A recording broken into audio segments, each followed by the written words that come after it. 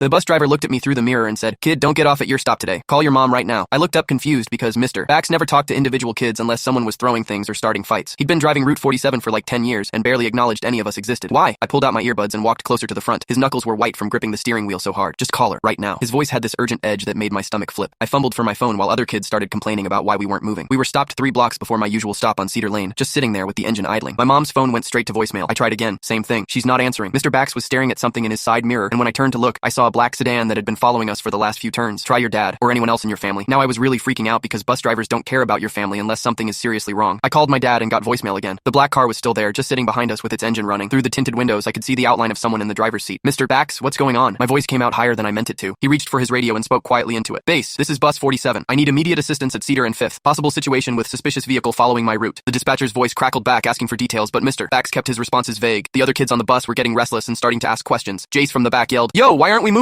I got practice. Mr. Bax ignored him and kept watching that black car in his mirror. "Kip, I need you to listen very carefully. When I tell you, I want you to duck down below the window level and stay there until I say it's safe." My heart started pounding so hard I could hear it in my ears. "Are we in danger?" I whispered, but before he could answer, the black sedan pulled up alongside our bus. The windows were so dark I couldn't see inside, but I felt like someone was staring right at me. Mr. Bax's hand moved to something under his dashboard that looked like a panic button. "Everyone sit down and be quiet," he announced to the whole bus in his serious voice. The car kept pace with us as we started moving again, staying right next to my window. I pressed myself against the seat back, trying to make myself smaller. Other kids were craning their necks to see what was happening, but something about the whole situation felt wrong in a way I couldn't explain. My phone finally rang and it was my mom, but she sounded weird, really weird. "Kip, honey, where are you right now?" Her voice was shaky like she'd been crying. "I'm on the bus. We're running late because..." She cut me off. "Listen to me very carefully. Do not come home today. Go to Aunt Pip's house instead. I'll pick you up there later." In the background, I could hear men's voices talking, but I couldn't make out what they were saying. "Mom, what's wrong? Why can't I come home?" The line went quiet for a few seconds. Then she whispered, "Just trust me, baby. Don't come to the house." The call ended abruptly, leaving me staring at my phone in panic. Mr. Bax was watching me in the rearview mirror. What did she say? I told him about going to my aunt's house instead, and his face got this grim expression. The black car was still following us, and now there was a second one behind it. "Change of plans, kid. We're going straight to the police station." He made a sharp turn away from both my house and my aunt's neighborhood. Several kids protested, but Mr. Bax wasn't taking any arguments. "Everyone stay in your seats and keep quiet. This is a safety issue." I tried calling my mom back, but now her phone was going directly to a recording saying the number was disconnected. That's when I knew something was really, really wrong. At the police station, Mr. Bax wouldn't let me get off the bus until 2 officers came out to escort me. They asked me a bunch of questions about my parents, and if I knew why someone might be following me. I didn't have any answers. One officer made some phone calls while the other one stayed with me. After about an hour, they told me that my parents were safe but couldn't explain anything else. They said my mom had contacted them about a family situation and asked them to keep me somewhere secure. I spent that night at the police station's family services office, sleeping on a couch and wondering if I'd ever see my parents again. 3 days later, I found out the truth. My dad had been working undercover for the DEA for months, investigating a drug trafficking ring. Someone had figured out his real identity and threatened our family. The men following the bus were part of the criminal organization trying to grab me as leverage against my dad. My mom's strange phone call happened because those same men were in our house, forcing her to try to lure me home. Mr. Bax had spotted them following his route and realized something was wrong. If I had gotten off at my stop that day, I would have walked right into a kidnapping situation. We had to move to a different state and I never saw Mr. Bax again, but he literally saved my life just by paying attention.